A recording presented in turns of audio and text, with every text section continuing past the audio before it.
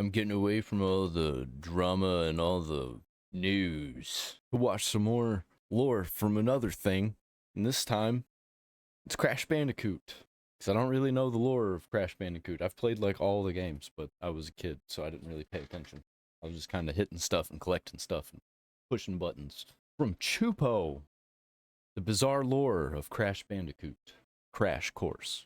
Crash Bandicoot has remained a titan in the world of platformers, and during his time and all the adventures, the series has managed to develop a decently complex story. So join me as we go through all the fun moments that you can find here. Hi everybody, I'm here at a... Can I use Crash Bandicoot soundtrack on YouTube? I think I can. I'm gonna try it. I'm gonna download it. Small home on the countryside, nothing exciting here. Just farmland, crops, tractors, and the looming threat of a tornado. I do like Hey, that's where I live. Now, a challenging collection of games, fun to play, never to 100%, and story-wise, the title character isn't even that impactful to the storyline. He's just happy to be here. Now, Crash Bandicoot takes place on mostly identical version of Earth, with the most iconic location being Insanity Island as part of the Wumpa Islands. Anywhere from hundreds to... I don't think it's supposed to be like Earth. Thousands of years before 1996, there were tribes that frolicked all across the land, and in this period lived two shaman brothers by the name of Aku Aku and Uka Uka. They did two things that everyone liked. They helped out the community whenever possible, and they also wore masks, and everybody loved them for it. When the brothers started getting older, they feared the wall of death they were rapidly speeding toward, and decided not to do that. Instead, they performed an ancient ritual that by proxy converted their souls, and they both would then decide to go inhabit their respective masks. Now, for a while, things were about the same. Aku Aku and Uka Uka were having a jolly, wonderful, whimsical time until Uka Uka decided not to. He makes an evil tree using this source of power called Mojo, this being a resource that exists in all life, and he was He's using an evil tree. I don't think he's all that good of a guy. probably gonna do bad stuff, but Aku Aku says no, beats his brother to death, but not really, he's already like a spirit. Uka Uka is then imprisoned, and Aku Aku then vows to continue defending his home wherever and whenever possible. From this point on, many like years a true later, but hero. at least still before 1996, we got the main villain. This is Neo Cortex, a rotten little guy with a big old forehead. He was born in a circus to a couple of clowns within a wagon that was escaping an angry crowd in Illinois, and quickly fell in love with science, and wanted to pursue a future with it. And Wait. I don't know this guy. I don't know how much of this is true. Is that true? like literally every other part of the world where this would be supported by good parents, the clowns said, no, you will not be a scientist. This is just a phase. You're gonna be a clown. And then the circus tattoos a giant N on his forehead that was short for nerd. Cortex's parents then die in a tragic circus explosion, leaving him with nothing but jaundice and an above-average letter stuck on his head. I made a tier list. It could have been a worse letter. With no reason to stay in a circus, he left home and enrolled in the Academy of Evil, where he would then meet Nitrous Brio, also known as just N-Brio. Just for future reference, many of the characters use this N pun thing, so just be ready for that. Now, these two would become pretty decent friends in the Academy. It's such insanity. Cortex would then continue to be bullied for destroying the grade curves and being an evil genius when the school was meant for all kinds of bad people. But the main thing Cortex would do here is start planning his dreams. Around 8, he gets the idea to use evolved animals as his minions for an army. So he invents the Evolvo Ray, which can let him do that very specific thing he wants. And then his first subject... Embryo made it. Cortex was a scamp and took credit entirely. That sounds like Albert Einstein. He invents the Evolvo Ray, which can let him do that very specific thing he wants. And then his first subjects, his test parrots, you know what? Not a good start. Why would you experiment on the only creatures that even remotely love you? Eventually, the two would graduate and move on to the Wumpa Islands in hopes of growing an army, knowing that this area would have a whole lot of Australian animals to test on, and a human populace that was not capable of stopping them on account of... Why would you test on Australian animals? The pigeons didn't work, or whatever they were. Parrots, birds. Birds didn't work. You choose Australia, the place with the weirdest, deadliest animals on the planet to experiment on? Being isolated tribal people from the rest of the world. What they This guy's a moron. didn't know is about Aku Aku and Uka Uka. So one day, Cortex would find and end up recruited by the Ukester, who was still trapped and unable to do anything, instead opting to work with Cortex, being the only option he had. And this is the start of an abusive relationship on both sides. Then began the mass experiments. The original plan was to have a wombat lead an army of mutated animals to begin a world takeover. Unfortunately, wombat skulls were not strong enough to survive being rammed into wooden boxes, so instead they opted for a bandicoot who could survive ramming into wooden boxes, but after numerous tests... I don't even know what a bandicoot is. It sounds very Australian, but I've never seen one. I mean, I guess I just saw one in that picture, but I wouldn't know. Looked like a weasel. I don't even know what a weasel looks like. Would receive permanent brain I'm from damage, Arkansas, and this bro. leader Bandicoot would be known by the name of course, the ever-iconic titular Crashworth Cortex the First, aka Crash Bandicoot. Then comes 1996. Experimenting is going well. Cortex has started chucking animals into his innovative Evolvo Ray, which rapidly advanced their everythings to roughly human-level intelligence. And that's how Zootopia was made. Into the Cortex Vortex, this being a propaganda machine that would instantly make every animal loyal to Cortex for world domination. Unfortunately, on this first test with Crash, it was unstable, and Brio warned Cortex. Cortex hurts Brio's feelings, calling him a Frankenstein freak, and this situation would then allow Crash to escape. One problem for Crash, though, Cortex biologically produced a girlfriend named Tana, so Crash would have to stay motivated to be the bestest war general of all the land. And she didn't escape. Crash has to go back. Tana makes me a bit uncomfortable, not gonna lie. What was Cortex trying to say, making Tana? Crash washes up. What's the chick's name from Space Jam?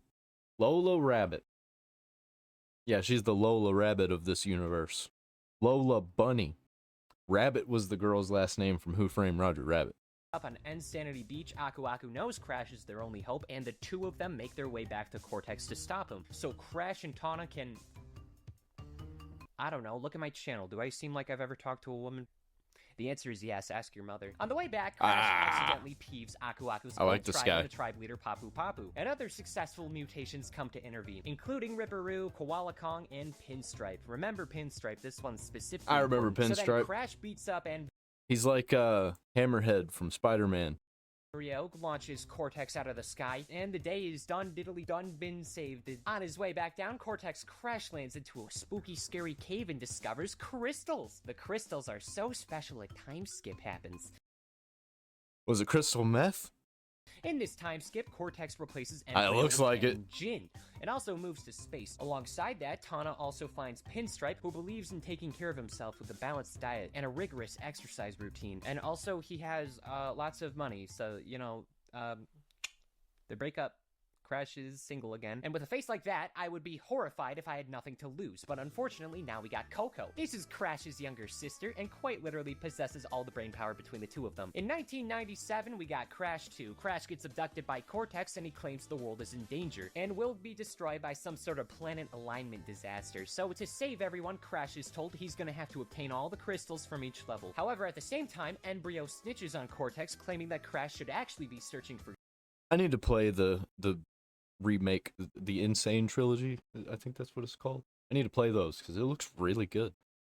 Gems that could easily destroy Cortex's base. So because Crash keeps getting crystals, because you can't literally progress otherwise, Embryo then sends out mutants in response. Ripperoo returns from the last game. There's the Komodo Bros. They don't matter. Then we got Tiny Tiger, who's actually gonna end up being a minion to Cortex after this, but for now he's loyal to Embryo, I guess. Tiny isn't allowed in space or something. Now this game has two major endings, both based on if Crash gets the gems or not. The non-canon ending sees Cortex and Engine losing, and the canon ending sees Cortex and Engine losing, but this time the gang listens to Embryo, and this is hilariously petty. I'm glad Cortex lost because he hurt Embryo's feelings about the whole Cortex Vortex incident. This is deserved, this is funny. Literally.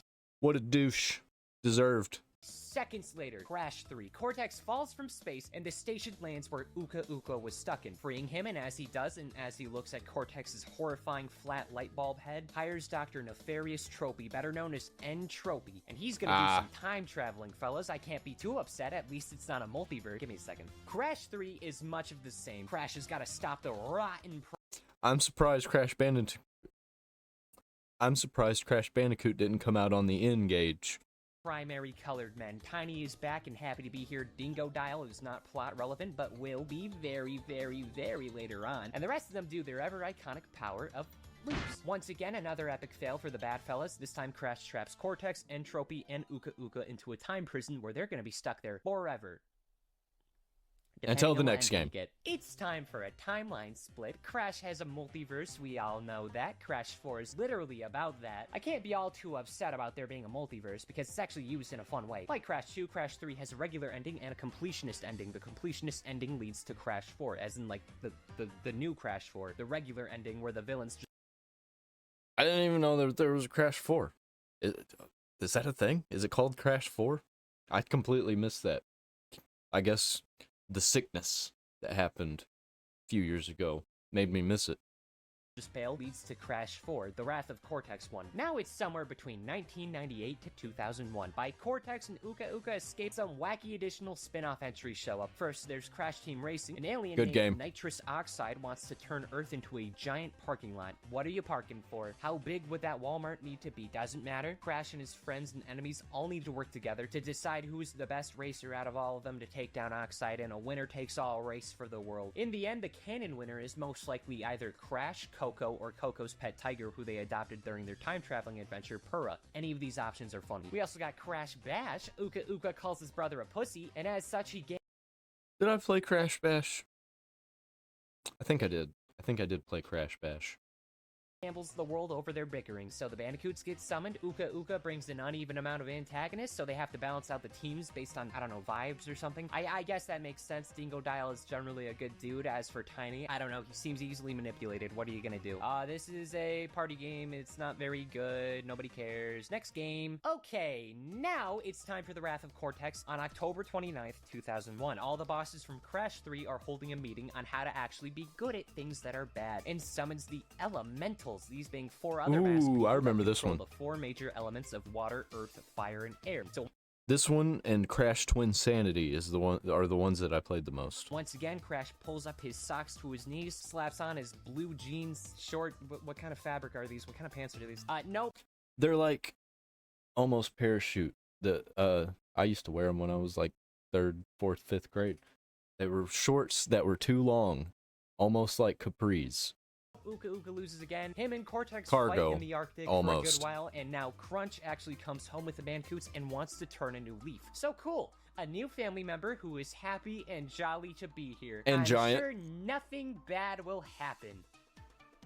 And I'm right, nothing bad happens. 2002 to 2003, Crash's huge adventure. I don't know about is it. about to let Cortex go for real, for sure this time. Why are they even working together? Like, neither of them gain anything. It's not mutual benefit. In fact, they don't like each other, and both are extremely susceptible to wood chippers. Cortex shrinks the planet. This is unneeded, and as punishment for his ambition and ignorance, he's forced to feel the pain of fusing with all of his minions. Horrible punishment. Kind of a cool cliche. I wish more stuff did this. And Entrance, the hypnotist guy, Entrance.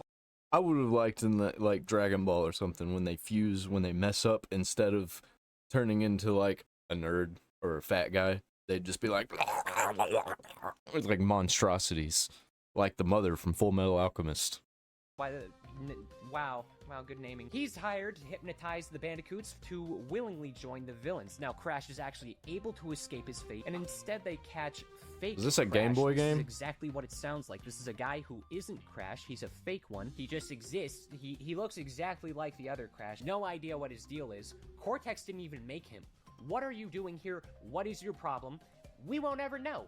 And that's okay. Fun fact, you can't actually hypnotize people to do things against their will. All levels of hypnosis are to an extent an act of convincing the person to do something they might be hesitant to do. You know what that means? Coco Bandicoot is suppressing her wishes to slaughter her brother and destroy the planet. That's a bad sibling, but it doesn't matter. The bad guys lose again. Crash Bandicoot, it's Crash Bandicoot. He never loses, he only wins. Crash Nitro Kart is next on November 11th, 2003. Played that one. Team Crash is dicking around at their home. Team Cortex are being mischievous and evil and shit. All of a sudden, they all does get abducted, but not Dingo Dial. Entrance captures him off screen for no real reason. All the pals are brought to an alien planet in another galaxy where the Cosmic Emperor Velo, the XXVII, I don't care about Roman numerals. I'm gonna go with the 27th. You guys can't get mad at me. He decides they all gotta go racing. So they go racing. So everyone's sent out to 4 different planets, and after getting all the wins, all the good racing, all the trophies, all the Crash Nitro carts we made along the way, there's 2 endings, and I'm simply gonna say both are canon. Try and stop me. You can't. Please don't. I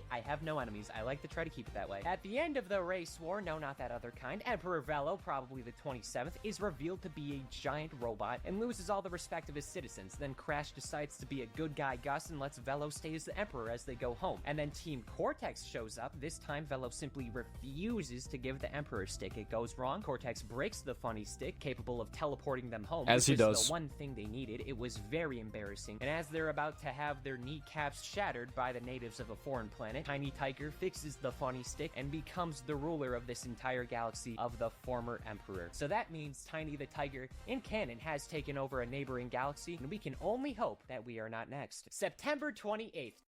Emperor Tiny the Tiger, and he likes his frosted flakes.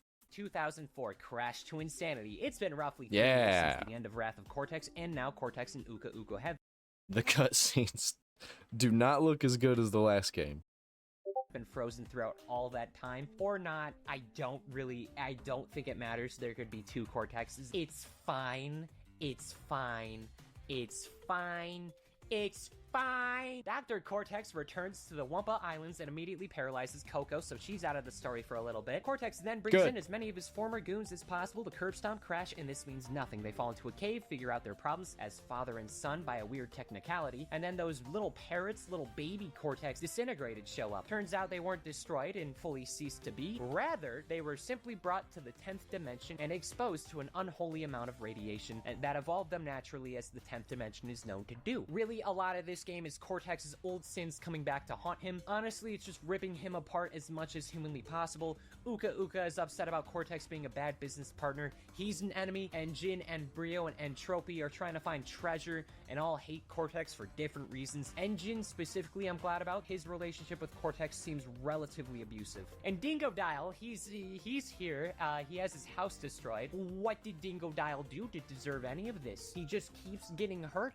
He didn't deserve any of this. Anyway, knowing that there's creatures alive that look like this, Cortex finds the device called the Psychotron that can teleport everyone to the 10th dimension to curb stomp the funny birds. They're horrifying, I'm with him. Then Coco unfreezes from the freeze thing she had going on, breaks the machine, and then immediately gets frozen again by the Psychotron. She is an objective liability in this situation. If this remains a consistent thing, it's gonna be a problem. So now Cortex has... Don't knock her over, you'll break her. It happened to Piccolo one time, and he had the powers to heal himself.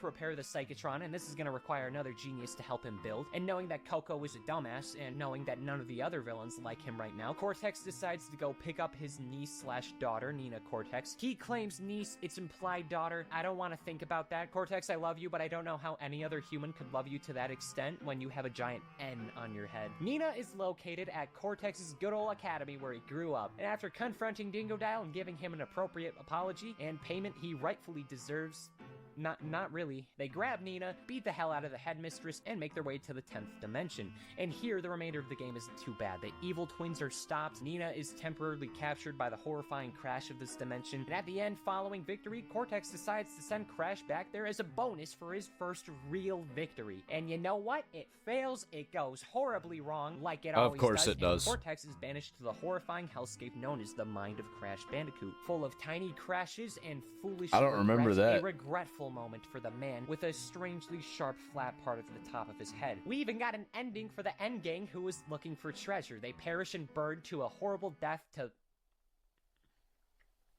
Uh-oh. Let's talk about... And then we're gonna get to the Spyro Crash Bandicoot crossover, yeah? Spyro. So obviously this is a Crash video, but Spyro... Bro, I remember this. I remember it was advertised at McDonald's, I think. Was it McDonald's? I think it was, because all we have is McDonald's in my town. I'm pretty sure it was McDonald's. They had the toys, and I had both the games on Game Boy Advance. Played the shit out of both of them. Don't know if they were actually any good. I remember them being alright, at least. They were fun enough for like an 8-year-old, or however old I was. Might have been like 6, 7. I don't know. Long time ago, though. Is kind of like a half-brother to Crash through the constant collabs and crossovers. A lot of their content is intertwined, but I'm not gonna go into Spyro, because first off, there's a lot, and secondly, we also got Skylanders. Hell no. Not today, maybe someday. I've served my time, though. I still have the scars, and my parents still feel the financial ripples my Skylanders obsession brought to the household. I've even got Whamshell. I've seen some shit. I know Crash is in the game. Boy, I hope he's keeping up with those, because some of them are worth some money, and some of them are going to be worth even more money pretty soon when these things start to be collectible. and in the Netflix show. By the way, there's a Netflix show, but I don't care yet. On June 1st of 2004, we do have official crossovers of Crash Is it Purple good? and Spyro Please tell me it Orange, was where good. Dr. Cortex and Spyro's enemy, Ripto, the whatever this animal is, team up, and then they gotta go beat the guys. Okay, that's it. Bye-bye, Spyro. See you later. October 21st, 2005, Crash Tag Team Racing. This game kind of sucks. The roster is objectively horrible, but that's... I wanted to know if they were good. I guess they were just, you know, throwaway shovelware games. I don't remember them being bad, though. Somebody tell me in the comments, please. It's fine, that's fine. No, it's whatever, not a big deal. A cyborg by the name of Ebenezer von Clutch runs the amusement park of Motor World. After his time of World War II on Germany's side, I guess they got rid of the N stuff. I don't like the implications of that, but it's okay. He regrets it, seemingly. Let's ignore that and be optimistic. Team Crash and Team Cortex drive into Motor World at the same time. On account of Tiny being a cosmic diplomat, Nina is substituting for him. Now, Von Clutch is dying. In fact, he only has a few hours to live. The gems powering the park and him have all been stolen, so whoever of the gang can find the most gems will get all of his shit in some weird competition for like his will. It's kind of messed up, but it's funny. I like this premise. I wish more people had fun in their wills. I made a Kahoot about my life and the winner's gonna get everything in my will. I don't care who wins. I would hope it's my mom or significant other, assuming I can know love, but you know, I won't be there to give my thoughts. The game happens, it gets done, and by the end of it, it's revealed the park mascot, Willy Wumpa Cheeks, the giant living Wumpa fruit. Wumpa fruits are like the main fruit of this franchise. Willy Wumpa? Okay. He was doing all the stealing. Cortex retaliates by shooting him. Von Clutch runs out of life, and while drinking Willy's remains, horrifying, not cannibalism though, Crash coughs up the gem that can keep him alive, and then Crash accidentally knocks the gem out. It's not a big deal. Next game. October 10th, 2010. Crash Alright, Boom what? This game sucks a lot. This purple guy named Viscount holds a $100 million competition to find a giant crystal capable of making any dream a reality, and then Crash wastes it on a bunch of Wumpa fruits. He could have brought world peace, but nope. What is this? Now here comes an odd spot, the redesign era. There's gonna be this period where everyone gets redesigned. Now I'm personally gonna keep it in this timeline, but I don't know. Honestly, it's not too much of a big deal. Like, it's a decade-old Wii game. The rivers of time aren't gonna implode on themselves. I mean, Tiny Tiger is wearing a shirt. Why does Uka Uka look like he went under a lawnmower? Yeah, October 2nd, that is weird. 2007, Crash of the Titans. Everyone's hanging out until I remember this one. flies on in and captures Coco, captures Aku Aku, and freezes Crunch. Luckily, Crash freaking snipes Aku Aku and saves him. So, you know, one Wow, I forgot they made Crash edgy. person saved. Cortex is going to use the mojo, the very same mojo that Uka Uka betrayed his brother over. He's going to use it to create a better army of animals via mutants, and then build the Doominator, which can take over the world. The only thing we don't like more than that plan is Cortex's redesign. I hate that button nose. I want to, like, actually, like, yank it off. It's so gross. Now, even though they got Coco, Uka Uka has finally, actually, for real this time, decided that Cortex is a liability. So he replaces Cortex with Nina, even though virtually everyone else is I don't like Nina's. I don't like hardly anybody's redesign except for maybe Crash and his tattoos. unhappy about it. Crash then uses Engine and Tiny to snitch about where Coco's being held hostage. Doominator goes wrong. Explosion. Failure. Day saved. We know it by now. Cortex is proud of Nina for being a rotten little betraying demon child. 1 year later, October 7th, 2008, Mind Over Mutant. I can tell you why this franchise died for a little bit based off of this box art. It's horrifying. Crash Bandicoot looks like a can opener. After the last game, don't remember drops anything. Nina off to the bad, evil, rotten school, and instead re-recruits Embryo, and Why'd she look like Astro Boy? they use the power of friendship and also Mojo to make mind control helmets, immediately taking over Crunch and Coco. As a bonus little flakelet of revenge, they hold Uka Uka hostage to produce Coco just isn't allowed to exist as herself in this universe, apparently. more mojo by eating cake. The goal then becomes to find Uka Uka's source of power in these freaky little bones connected to him. It goes well, Embryo tries his best and gives up. Engine's also here. He gets sent to the emergency room with a shattered rib cage in the end. Cortex goes to space. Uka Uka, as a thank you, sends Crash and Aku Aku to space. I'm sure you can guess where this is gonna go. You look at Cortex and, you know, like, yeah, you're dead. Dead man. And this ends the Crash Bandicoot timeline. Well, this one at least. I don't know where to put these weird bootleggy mobile games, by the way. Who are these for? Yeah, I mean, a multiverse is here. They're for Not really you. an annoying one. They're for you to make a video about. They actually, like, do stuff with it. Let me introduce this timeline. So, instead of Wrath of Cortex and potentially the classic trilogy, this line is going to include the Insane trilogy remakes along with Crash 4 It's About Time. I don't really need to repeat what's different in the remake. The main Hold up. No, I do remember Crash 4 now. I remember that name. difference is that Coco from Crash 3 travels back to Crash 1 and I think Crash 2, and she comes in to help out. That's literally the only difference between them. Alright, this is what we're actually here for. March 26th, 2021. I know it's been a lot of years since the third game, but the exact time points don't quite matter in this situation. Following the best ending of Crash 3, where Cortex and Entropy have grown up from being babies and warped, Uka Uka has finally managed to create a rift that all of them can use to sneak out of the void. Somehow, despite repeating their lives in the void, they have retained their sanities. Maybe they were already gone? I don't know, it's Crash Bandicoot. The rift Uka Uka made has split up rifts to all kinds of universes, so the two decide to get Embryo and Engine to join them, make it. Why is everybody doing this multiverse crap after Marvel did it?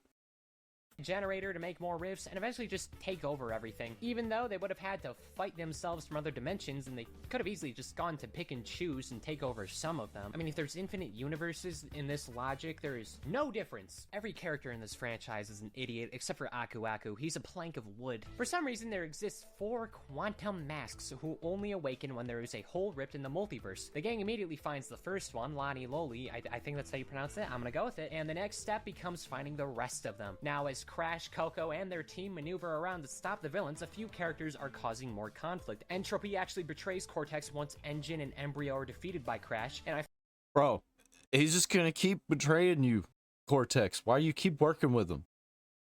I feel like Cortex Why am I getting mad at Cortex in a video that isn't even actually a Crash video? should have seen this coming, with Tropy being one of the 2 living things that he has been able to interact with during his entire second lifetime, where he's like regrown up. That's on you. You should have been able to see that coming. That's ridiculous. Tropy grabs nitrous oxide as a co-worker hostage for a bit, and also another version of himself that is, This second trophy is from a universe where Cortex either never existed or never became a major conflict, and the Tana of this universe, unlike the one from the Prime universe, became a totally opposite character, and also her, Crash, and Coco of that universe are, dead. Whoops! And then, while this is happening, Dingo Dial, who retired from being a ruffian after Crash 3, he's settled down, he's trying to make his own little abode at a lovely little swamp restaurant. It fails, and then all the pals decide to meet up with the 2 deceased blue people, and to celebrate, everyone else visits the futuristic city, only to discover that Dr. Cortex has decided to betray the betrayal, and oh my goodness gravy, he kidnaps the time-traveling quantum mask, because there is one for time traveling, and he's gonna go back to the first experiment and get Bandicoots off the menu. Cortex makes his way back right to the events of Crash 1 to unexist all the mutated animals that have deliberately wronged him since throughout all the timeline. And the downfall of Cortex isn't the animals, it's himself. Past Cortex and future Cortex can't agree on running the experiment or not, and it goes horribly wrong, and he fails. He fails like he's always done. He will never find peace. He is tonight's biggest loser. The quantum masks send Cortex to the edge of the universe to rot, and then it's revealed that Crash actually broke part of the Cortex vortex by proxy, accidentally creating himself. Truly a beautiful character with a beautiful story to tell. He'll be back. Cortex always comes back. Worse every time. And that's everything. Now, technically, we still got Crash Team Racing Nitro Fueled and Crash on the Run, but I'm gonna treat these more like catch-alls. They mash together aspects from throughout the series. Canonically speaking, this is plausible, like it's some multiversal tournament or a separate continuity. Currently, in this newer timeline, things are going. Dingo Dial got his restaurant. It's probably going to be shut down. Tana's the main character. Or destroyed. After not being one since, like, the first 98% of the game franchise. And the Entropies are plotting further domination. And at the edge of the universe, Cortex is hanging out, enjoying rotting in the void, till Uka Uka shows up and gives a new story in Crash 5. Which is probably not happening. For some reason, the next... I don't know about that, sir. I guarantee you it's going to happen. They're going to remake 4, though. And probably some of the older Crash games. And then they'll make 5. Probably in like a decade. Next step was to make a live service Crash Bandicoot game. Now here's the people who like Crash Bandicoot. Here's the people who like live service games. And here's the Venn diagram. What do you mean it failed? I don't care for Crash Team Rumble. It's a 4v4 game. There's 13 I didn't even know it was a characters. thing. 3 of them are Spyro ones. One of them's a new character. This is an evolved animal Cortex created who genuinely hates him as a person. Catbat is a good guy, and we like Catbat here. There was even gonna be Ghost, one of the most iconic characters from the Call of Duty games. You wonder why this failed, but then you look at the 3 additional Spyro characters and the COD rep that got in before Tiny Tiger. There's nothing wrong with crossovers. It's like, but this is a game that does exist and was probably responsible for Crash not getting any additional games in the near future. Why would you put this in before Tiny Tiger? And because of it, Crash is now trapped in merchandise purgatory. Unless this video ages badly, that would be funny. I hope Crash gets to do more stuff both in his own stories and in general, because he doesn't feel like he does that much in his own stories besides exist, which, to be fair, he is good at. Anyway, make Crash 5 exclusively about Tiny Tiger taking over the multiverse. I mean, he's already partly there. Well, guys, I'm sure you know the drill. Funny statistic, gamer subs code, follow my socials and gunk. I don't even think I get reception out here. You know, I gotta drive down to the main town to even get a morsel of internet access. There is nothing out here for me. I don't get why people like it here. I mean, I respect it. I respect farmers, but don't get me wrong, I respect the whole process. Maybe down the road I'll change my mind, but right now I'm driven by ambition, and you know, I don't want to look at cornfields my entire life. Oh, I'm look, cool with it. A tornado, I like cornfields. Just like Crash Bandicoot. He spins, you know. Don't like those. Woo, just like that. Woo. I'm literally me. That's literally me, guys. I'm not gonna make it out of this one.